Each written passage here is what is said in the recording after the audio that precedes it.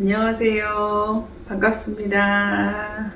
오늘은 동화책을 하나 갖고 왔는데, 그죠? 제목은 메아리라는 책이에요. 자, 이 책은 1959년도에 지어진 책이라고 해요.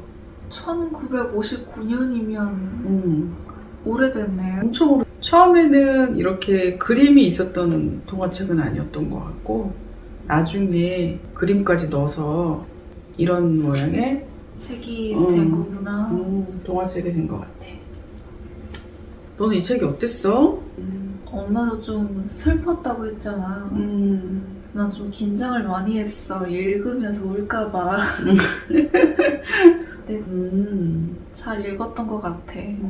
이 책을 선택한 이유는 너네 어렸을 때 너가 초등학교 한 1학년, 1, 2학년? 그 초등학교 도서관에서 우연히 빌려서 본 책이어서 밤에 이제 니네 자기 전에 엄마가 동화책을 좀 읽어주곤 했었잖아, 예전에. 근데 엄마가 너무 눈물이 나가지고 못 읽어주겠더라고. 그래서 슬펐던 기억이 남는 책이었고, 이번에 유튜브 촬영 소재를 생각하면서 아, 오랜만에 그 책을 한번 해볼까? 하는 생각이 들어서 딱 봤을 때 일단 이 책에 대한 느낌은 어때?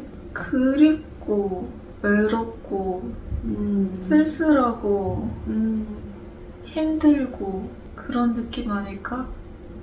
그치. 지금 생각해보면 그때 왜 그렇게 슬펐나? 슬픈 건 확실히 알겠는데 곰곰이 생각해보면 이 책 주인공인 도리가 느꼈을 외로움, 막막함? 그것에 대한 공감이 아니었을까? 일단 이 책의 내용은 산골 깊숙이 사는 도리가 엄마는 도리 한 3살 무렵에 돌아가시고 그리고 누나랑 아빠랑 세 식구가 살고 있었잖아. 누나가 어느 날 이제 시집을 가버리고 그래서 이제 도리가 혼자 남겨진 거잖아. 그때 누나가 시집 가던 그 장면이 되게 슬프게 그려져 있잖아. 너는 어떤 게 잘 기억에 남아? 아버지가 도리한테 저녁에 올 테니까 먼저 들어가서 자고 있으라? 그 소 좀 돌보라? 이렇게 말했던 대사가 제일 기억에 남았어. 그게 어떻게 느껴졌는데? 이제 손님들도 왔고 이제 딸도 시집 보내야 되고 어린 아들은 혼자 집에 있고서랑 아버지가 좀 정신없고 그 와중에 좀 챙겨주려고 하는 그런 게 느껴졌어. 도리가 느꼈을 감정은 어땠을까? 자기 의견은 아무런 소용이 없고 무섭고 누나 왜 떠나지? 누나는 왜 울지? 아빠는 왜 막지 않지? 그런 의문도 많았을 것 같아. 결혼이 뭔지, 누나가 왜 결혼을 해야 하는 건지 모르잖아. 그런 거에 대한 전혀 이해가 없었는데 그냥 어느 날 갑자기 누나가 없어지는 거잖아, 그치? 어떤 남자 둘이 와서 그냥 누나를 데리고 갔고 어디로 갔는지 모르고 그리고 다시 누나를 언제 볼 수 있을지 없을지 그것도 모르고 주인 등장인물이 셋이잖아. 아버지, 누나, 도리. 각각의 감정들을 좀 살펴볼까 봐. 그러면 시집가는 누나 마음은 어땠을까? 누나도 자기가 왜 시집 가야 되는지 정확히 몰랐잖아. 그치. 아버지가 보내려고 하니까 15살을 그 나이에 시집을 가니까 누나라기보단 엄마였던 것 같아, 도리에. 그치. 도리 혼자 남겨놓고 갈 생각에 그것도 좀 막막했을 것 같고. 시집가는 그 부분이 너무 화가 났어. 아, 화가 났어? 그러니까 정말 그 화전을 일구고 사는 산 깊은 곳에 딱 세 식구 산단 말이야. 아마 아버지도 시집을 보내기 싫었을 것 같아. 그치. 그 문화적인 어떤 관습 이런 거에 의해서 딸을 내 생각에는 어쩔 수 없이 시집 보내야만 하지 않았을까. 진짜 가기 싫었을 텐데 그렇게 또 두려움도 있었을 거란 말이야. 환경을 옮기는 거잖아. 다른 곳으로 가서 집을 떠나기 싫은 마음도 있었을 테고 아버지나 도리에 대한 걱정도 있었을 테고 그런 거 하나 내색하지 못하고 그냥 가잖아. 저는 관습 아래에서 인간이 참 그 당시 때 되게 무기력했구나 이런 게 좀 느껴져서 화가 났었던 것 같아. 근데 이 당시 때 또 하나 눈에 띄는 거는 이 산 화전을 일구고 사는 진짜 굉장히 가난한 진짜 살 데가 없어가지고 산에 들어가 산 거잖아. 특이하게 소가 있잖아. 지금으로 말하면 진짜 엄청 부동산을 갖고 있는 것만큼 그러니까 아버지가 이 소를 장만하려고 할 때까지 얼마나 어린 자식 둘 데리고 살아야 되는 그 고단함을 아마 그 노동으로 극복하며 살지 않았을까. 일이 힘든데도 불구하고 딸하고 아들 때문에 되게 열심히 일했겠구나. 일단 여기서 주인공은 돌인데 뭐 아버지도 불쌍하고 누나도 불쌍하지만 돌이 너무 불쌍하잖아. 책 제목이 메아리인 게 왜 메아리였지? 친구 아니었을까? 그렇지. 유일한 친구가 메아리였던 거지. 아 진짜 메아리를 벗삼아 지내는 돌이 진짜 외로웠겠다. 나는 충격적이었던 게 누나 찾으러 그 산을 내려가려고 하잖아. 시도하잖아. 얼마나 무서웠을까 얘가 밤에 지는데. 다행히 아버지가 발견해가지고 무사히 얘를 이제 구출한 거지. 구출하긴 했지만 그 당시 때는 진짜 호랑이도 있었을 거고 산속에. 우리가 아마 지금으로 얘기하면 포기? 그걸 했을 것 같아.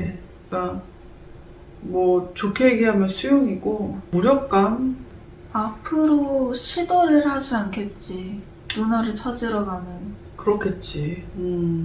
아버지가 이제 도리를 깨워가지고 밤에 이제 소가 송아지를 낳았다고. 엄마는 그 대사가 참 좋았어. 이 소는 아버지 거고 송아지는 이제 네 거다고. 그렇게 표현해주는 게 되게 좋았던 것 같아. 도리가 이제 소를 되게 아끼고 자기 밥도 막 밥을 막 먹이고 싶어하고 막 그러잖아 송아지한테. 앞으로 이제 도리는 어떻게 살게 될까? 걔도 아빠가 장가를 보내려고 할 것 같아 내 생각에는. 그리고 아버지가 혼자 자식들 안 만나러 가고 그 산속에 혼자 살다가 돌아가실 것 같아. 아들은 외지로 내보낼 것 같아? 도리가 진짜 너무 희망이 없을 것 같은 그 상황에서도 송아지가 태어난 걸 가지고 다시 희망을 갖잖아. 이렇게 그런 모습을 보면서 엄마는 도리가 아마 송아지랑 열심히 교감하고 송아지를 열심히 돌보면서 이전까지는 누나의 돌봄을 받았잖아 도리가. 그런데 이제는 앞으로는 도리가 송아지를 또 돌보면서 한동안 그렇게 희망을 가지고 지내지 않을까 그런 생각이 들었는데 그 모습을 보면서 엄마는 진짜 인간의 어떤 능력? 이것을 다시 한번 좀 감탄했었던 것 같아. 그 심리학 이론 중에 인간중심 상담이라는 되게 훌륭한 이론이 있거든. 그런데 그 이론에 보면은 이런 게 있어. 실현 경향성이라는 게 있어. 실현 경향성은 뭐냐면 인간 안에는 잠재력을 적극적으로 실현하고자 하는 성장의 흐름이 아예 내재되어 있대. 날 때부터. 그래서 이런 성장은 항상 작용한다. 이렇게 설명하거든. 그 이론가가 그 실현 경향성을 설명할 때 어떤 걸 예로 들었냐면 가을에 추수한 감자를 깜깜한 그 창고에다가 넣어놓고 겨우내 먹잖아.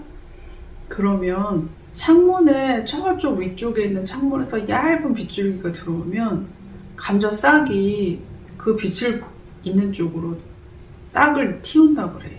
그래서 사람은 늘 최악의 상황에서도 살기 위해서 분투한다. 굉장히 멋있네. 근데 엄마는 도리를 보면서 그걸 느꼈던 것 같아. 그 외롭고 쓸쓸하고 막막하고 근데 누나를 찾으러 갈 수도 없고 찾으러 가려고 시도해봤지만 실패했고 어린 내가 할 수 있는 건 없고 절망스럽고 그랬을 상황에서도 송아지가 한 마리 또 태어남으로 인해서 도리가 희망을 갖잖아. 그 모습이 엄마는 살고자 하는 의지가 정말 대단하구나. 어떻게든 인간이 살려고 하면 희망을 어떻게든 느낄 수 있구나. 그런데 그게 늘 건강하고 좋은 방향으로 되면 좋지만 사실은 그게 안 될 수도 있어. 그래서 살려고 하는 거지만 진짜 좀 건강하지 않은 방향으로 뒤틀릴 수도 있는 거지. 또 예를 들어서 우리가 만약에 장가를 갔다고 치자. 장가를 가서 이제 도리도 농사꾼이 되었다 쳐. 그래서 이제 도리가 소를 키우면서 농사를 짓는데 저 소를 너무 사랑해. 도리가 만약에. 그럼 아내 입장에서는 아니 왜 저렇게 소한테 집착할까? 나보다 더 소한테 막 더 집착해. 그런 모습을 보면 아내 입장에서는 도리가 이상하게 보이지 않을까? 소랑 자라서 이럴 수밖에 없었다는 거를 모르면 굉장히 이상하고 서운하겠지, 그치?